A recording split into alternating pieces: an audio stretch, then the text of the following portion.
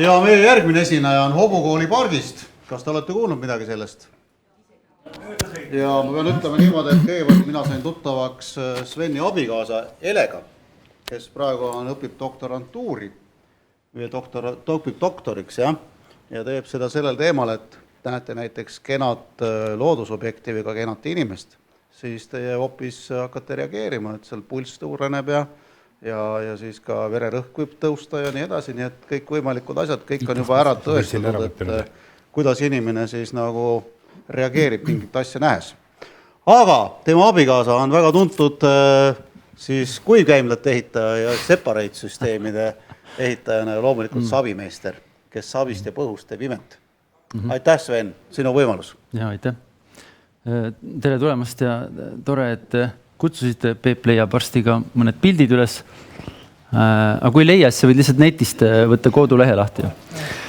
Et kolisime maale ja siis ma juba kohe teadsin, et ühtegi vesivetsu ma ei hakka tegema, sest et olin värskelt tol ajal 2006-2005 olin õppinud Šotimaal ja siis oli ägedad sellised inspireerivad loengud targemate poolt, et kuidas, kui uriin ja paks läheb segamini, et kui raske siis loodusel on tegelikult sellega toime tulla. Et kui nad on eraldatud, siis on kõik palju lihtsam. Ja minu jaoks see kõlas nagu hästi, et mul peaks olema lihtsam tulevikus, et mõeldes juba ette hoolduse peale, et mul ei ole vaja mingit pütiautot või mingit lisaelemente, et minu süsteem töötaks, sest et kui neid ei ole, siis kes selle ära teeb.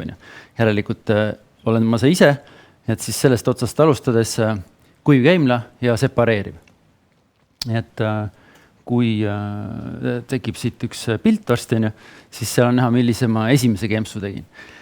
Ja nüüd tänaseks ma olen siis 15-16 aasta jooksul ehitanud peaaegu 20 erinevat kempsu, millest enamus on meie juures pargis. Et mitte meil nagu kõhuga midagi keevast on, aga meil käib palju rahvast lihtsalt. Ja mul on nagu mitmeid tegevuspiirkondi, nagu Priit juba jõudis mainida, siis loodusehitus, savi ja põhk on üks sellised, millega ma tegelen ja meil käib, on käinud tuhandeid inimesi, kes õppimas, kes lihtsalt läbi käinud.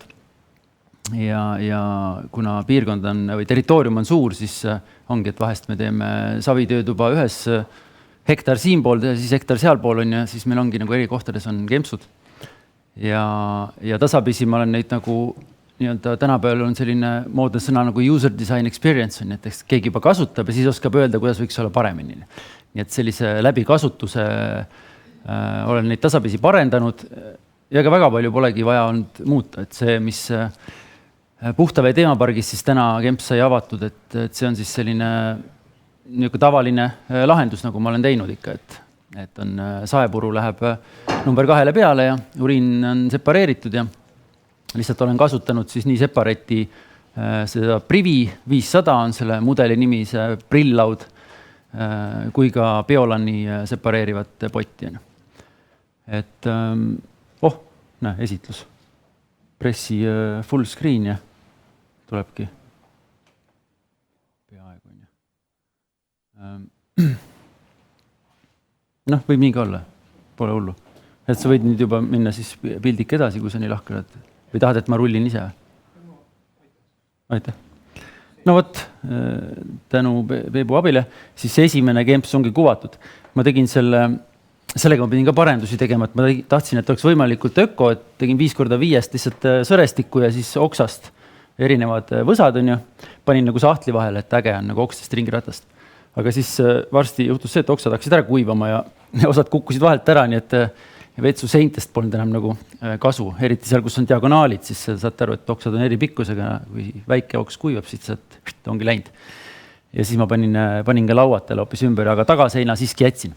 Et ta oleks nii, nagu ma originaalista tegin. Ja lihtne lugu jälle, separati Brillaud ja siis on saepuurämber ja paberiämber. Et me paberit korjame ka eraldi, sest et alguses meil olid sellised koerad, kes igal poole ronisid ja tõmbasid nagu laiali kõik, et kuhu sa selle komposti panid on ja seinte vahele, siis sinna nad ka ronisid ja pärast oli tuulega metsa all ja siis sellest ajast alates juba me korjame paberit eraldi, et seda siis lõkkes rõõmsalt põletada, aga mitte siis komposti kokku ei lähe. Nii, edasi kirjida. 2008 siselahendus Biolanni potiga siis, millega kogemus on see, et sul see ruum, kus see pott on kasutuses, see peab olema toopelt suurem vähemalt, sest et kui te teate, siis Biolanil käib kogu see ülemine gaas tuleb maha tõsta, et saada see õnnetu ämber sealt alt kätte. Nii et ei ole väga nagu selline kasutajasõbralik, et sa pead olema tugev, tõstma kogu selle kaane ja sul peab olema ruumi, kuhu see panna.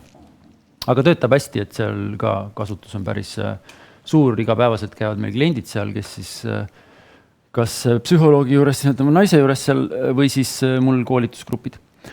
Siin on üks 2-kohaline kemps, et see on 2 poolt sisenemisega. Eelmisel aastal sai ta 10 aastat vanaks, siis me kinkisime talle eraldi uue seinakese siia ette, kuhu läks siis kätepesu moment, aga toru läheb tagant kokku ja tema sisemised vaated tulevad kohe järgmisel lehel. Et siin on saviseinad siin ümberringi sees ja prillaua ümber on ka piisavalt ruumi, et selline laiem ala. Ja siin on üks 3-kohaline kemps, meil oli üks terviseteemaline festival tulemas ja siis need korraldajad, kes seda festivali nagu vedasid, ütlesid, nii, selle koha me valime, siia me toome need rendist, need sinised peldikud, nende kohta võiks öelda peldik, need sinised peldikud siia. Ja siis ma ütlesin, et neid peldikuid me siia ei too, mul on täpselt 6 aega, seal üritasin, ma teen midagi paremat. Ja siis ma tegin vanadest küünilaudadest välisvoodriga siis ja muidugi jaotava siseseina saviga, nii et seal on 3 boksi, 3 suunast saab läheneda ja rooplaadiga siin all tehtud ja hästi lihtsasti saab ämbri kätte alt, nii et ja separatsioon ehk siis uriinivetelikud lähevad siis 3 boksist kokku ja maja taha põhupakki. Et see on siis tavaline ärajuhtimissüsteem, nii nagu ka puhta või teemapargi kempsul oli näha. Aga seal pole teda nii hästi näha, et see on hästi ära peetud. Jah, ja järgmine on täitsa sel aastal valminud siin vahepeal.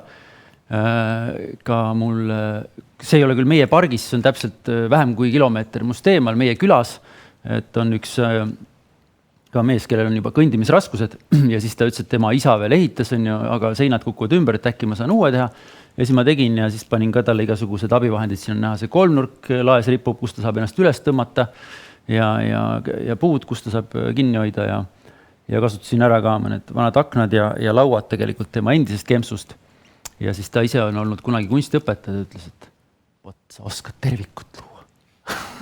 Ma täpselt, ma mõtlesin, et äkki ta nägi seal neid tuttavaid elemente või mis teda pani seda nagu arvama, et tema jaoks oli see tervik. Et ennem tal oli peldik, nüüd tal on välikäimla.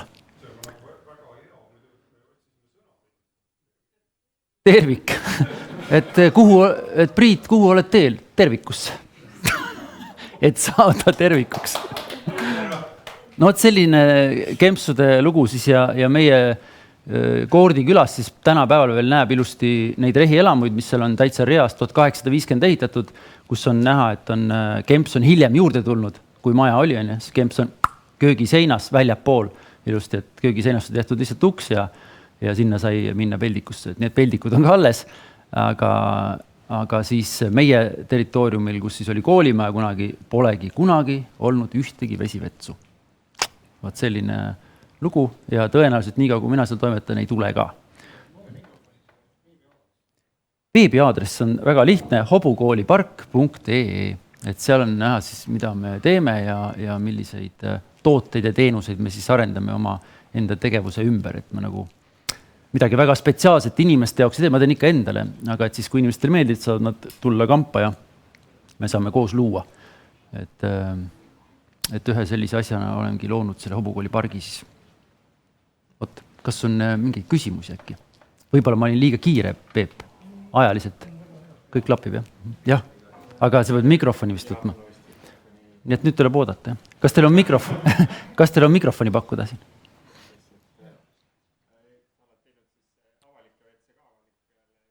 Või inimkülalistele. Kas see on mingid kogemusi ka andnud nagu vetsu ehitamise mõttes, et just, et kui sa teed endale koju, kasutajad on kõik teada, kõiki võid eraldi instrueerida, kuidas seda separati näiteks kasutada, aga kas see äkki on muutud sinu disaini see, et sa oled teinud avalikult? Hea küsimus. Disaini otseselt ei ole vist sellepärast muutnud, aga ma olen aru saanud, et kui tulevad erivajadustega inimesed, siis nemad saavad lõpuks tegelikult aru, isegi kui need ei oska lugeda, on ju, aga kui täitsa tavalised inimesed, siis nendel ei aita nagu kirjadega rääkimine ka, et kuidas Separati prilllaual ikkagi asi käib, et sa pead istuma. Et see on tihtilugu nagu keeruline osadel meestel ikkagi aru saada. Aga muidu saavad kõik hakkama, jah. Ja väiksed lapsed ka, et nad võib-olla väga ei ulata taha otsa, siis nendel võiks olla jalgade alla mingi pukk, on ju. Ja, teine küsimus, jah? Ja küsin, kas see prilllaud on patenteeritud ka ja või kelle? See on Separati poolt toodetud täiesti poes saadav kaup, jah. Okay. Ja Eestis saab ka osta seda ja, siis, jah? Espak müüb ja erinevad poed ikka, jah. Et Separati nime alt võib otsida või kuivkeemla süsteemid. Kus sa neid põhupalle saada? Väga hea küsimus, Priit. Et põhupakke me pressime põllu peal või siis rullist ringi teeme neid väikseid pakke. Aga see ei pea nagu pakk olema, et tänase päeval järjest harvem on nagu näha neid väikseid pakke, kus sa neid saad. Et siis võib-olla lihtsalt vilja hooajal on ju, käid põllu nurkadest teeb kombain on ju sellise kurvi ja sinna portsatab tavaliselt terve ports põhku. Et seda lahtist võid ka ju mingisse korvi või vormi panna ja siis seda sinna kasutada. Aga muidu jah, väikest pakki on raske saada. Et... Ma mõtlesingi, et põhimõtteliselt ta on nagu lõppenud loodusvara, ehk siis seda enam ei tehta selliseid asju nagu pakid, heinaega põhu. Ma veel pressin, jah, aga ma pressin ka koha peal, nii et see press ei peaks põllu peal ringi kollama, sest ta võib ära laguneda lihtsalt ja enam pole juppe ta saada. Et neid uuema aja nii-öelda väikepaki pressi Eestis väga ei liigu, jah. Et on ikka kõik on niisugune taaskasutus ja vana vara. Et meil on pigem on need suurte elementide pressid, on ju. Ma pean, ühesõnaga igal peol peab üks tüli ka olema, et ma nüüd norin ühe tüli üles. Et ühesõnaga see separeerimise asi on see, et nii nagu ühed on ühest parteist ja teisest parteist ja puha. Aga ma viskan mõned asjad õhku, ja siis kommenteeri. Et ühesõnaga ma lühikese lihtsuse kaitseks või eest kõne peaksin. Et üks asi, et kuigi ma olen ise ehitaja, et ma ütlen alati, et kui võid, ära ehita. Et kõige ökoloogilisem maja isegi peldiku puhul on see, mida ei ole üldse ehitatud. Ehk siis sellepärast ma kas siis Biolanni või seda, mida täna nägid, seda tünnisüsteemi jällegi kiidaksin nagu ikka igaüks oma, et sul ei ole vaja nagu mitte midagi ehitada. Tavaliselt sul tuleb mingisugune pulm või üritus sisse, sa teed lihtsalt mingid kuuri kohandad 10 minutiga. Aga teine asi on, mis läheb natuke selle komposti bioloogia juurde, siis see separeerimisega, see on ka täiesti okei asi ja ma saan aru, et ta on nagu kergemini mehaniseeritav ja kultuuriliselt kergemini nagu inimestele maha müüdav. Aga seal on üks asi see lihtsuse, keerukuse probleem ja teine asi seal on kompostibioloogia probleem tuleb tegelikult ette. Asi on selles, et kui võtta sellest ringist välja uriin, siis seal on umbes 80% väljaheidetes olevatest toitainetest on uriinis, mis on muidugi siis mõnel pool ikkagi katsetatakse ka, läheb otse, eks ole, põllule ja ta on peaaegu steriilne. Samas tänapäeval see ei pea päris täpselt paika, sellepärast, et näiteks üks uuring on, kus sakslaste uriin näiteks ei pidanud kõlbama põllule panna, sest seal on nii palju medikamente. Aga samas samas tekib selle kakaga ka probleem. Et kui sa nüüd kaka segad näiteks põhuga, lehtedega või millega tahes, siis jääb seda lämmastikku jääb liiga väheks, ehk siis kaka ei komposteeru enam, ei tõuse see temperatuur sinna termofiilsele bakterite sobilikule tasemele. Ja millega omakorda tekib see, et sa ei saa näiteks selliseid probleemsemaid biojäätmeid peale kaka siis ka veel, näiteks surnud loomad, eks ole, ja mis tahes. Mina loomapidajana, mul jääb ikka kogu aeg mõni kana üle, eks ole, siis ma komposteerin ta ära lihtsalt. Aga see ei komposteeru selles nii-öelda omavalitsuse reeglite järgi tehtud kompostihunnikus, kuhu ei tohi panna kakat, pissit, mõnel pool isegi toitu ei lubata sinna sisse panna, mitte midagi ei tohi sinna, surnud loomid, midagi ei tohi sinna sisse panna ja mind ajab nagu mässama, et milleks mul see kompost siis üldse on. Ehk siis mina pooldaks lihtsust, paneme kõik kokku ärme tekita endale probleeme juurde. Ja ühtlasi saavutame talvekindla. Soojas saame kakal käia ja pissil ja täiesti talvekindel on lihtsalt ühte kasti panna kuivainega. Aga see ongi vaata selline asi, et ühesõnaga separatistid ja need monistid, ega nad ära ei lepigi kunagi lihtsalt, et te nagu saate sellest kultuurikõllise kogemuse, et nagu need on. Aitäh, Priit. Ja seal on küsimus.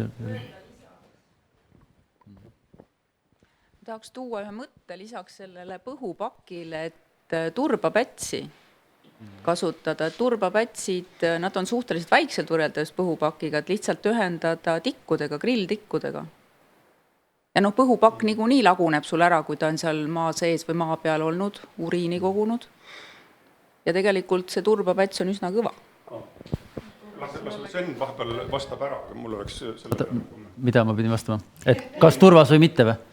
Ja, kui sul on, mis sul kohalik materjal on, eks sa võid ju puudelehtede ja kuhja kogu aeg tekitada juurde ja lasta sinna, et ära nagu mine selle pärast Saksamaale põhku või turvast tooma, et kuna meil ei ole, siis ainult see peab olema, et ikka kasuta kohalikku.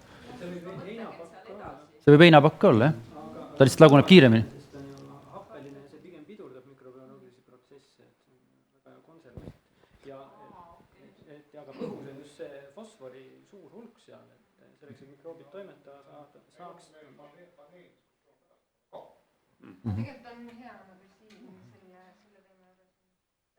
Tuleb mitu paneeli.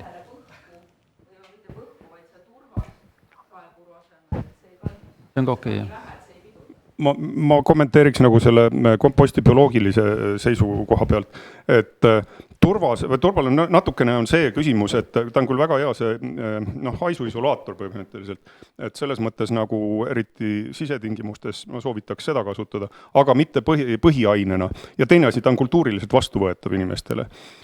Saepuru on natuke vähem vastuvõetav ja sellised heinad ja lehed ajavad sodi väga palju, et ta nagu seal sees ei ole päris hea. Aga küll, aga selle komposti põhiainena ma just turvast ei soovitaks kasutada. Üks asi, et turvas on ikkagi fossiil, ta peaks maasse jääma.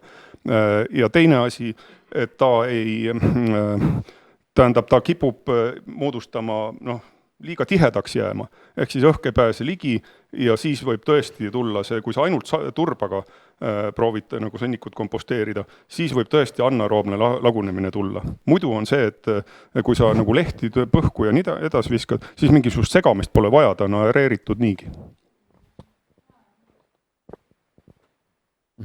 Aga mulle vist rohkem küsimus ei ole, jah? Aitäh, tore oli siin seista.